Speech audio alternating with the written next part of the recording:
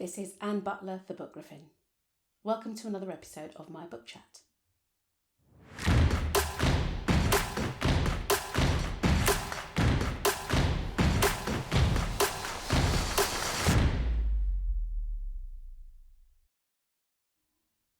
I've been a fan of thrillers for as long as I've been a fan of fiction.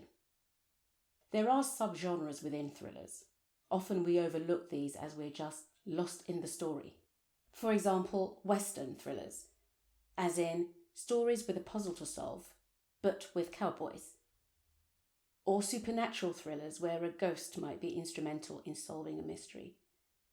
Or the romance thriller, which it won't surprise you to know is what this episode is about. Linda Howard is one of those authors who's adept at weaving a strong story that isn't broken by a relationship developing between the protagonists. Cry No More, a story about people trafficking, is one of my favourites in the genre of thriller romance. Maya Banks also creates strong stories with strong men and women who don't let the fact they fancy or are in love with each other get in the way of getting the better of the bad guys.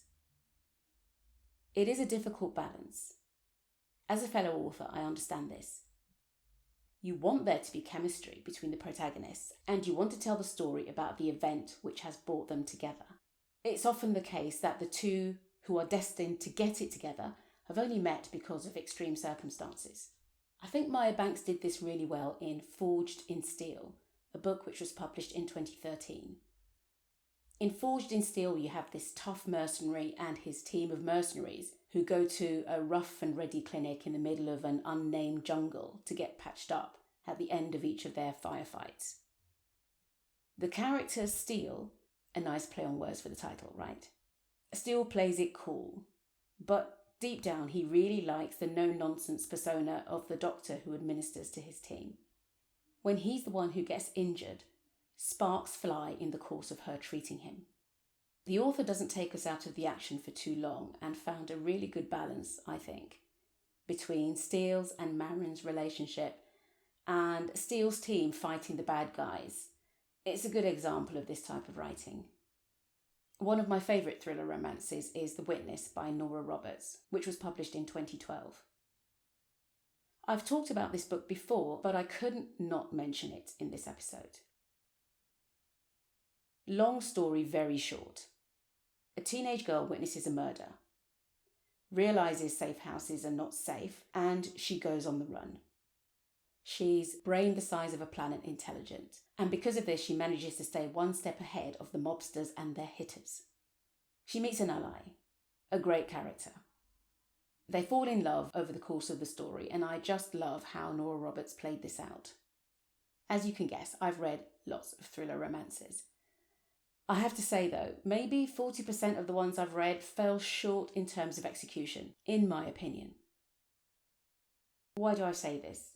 Well, the times where I feel it felt short is when the author spent too little time on the drama and the suspense of the main genre. It's a thriller, right? And too much time on forcing a romance into the mix. This often results in a weak story. But my opinion doesn't really matter because so many of the books that I can just about rate 2 stars for this reason receive thousands of 3 or 4 or 5-star ratings. But that's what makes reading and writing such a blast, right? Because those books have their audience. Those authors, their fan base. The fact that that isn't me, well, that's all right. I'm Anne Butler, the Book Griffin. If you enjoyed listening, please hit the like button and subscribe to receive notification of new episodes.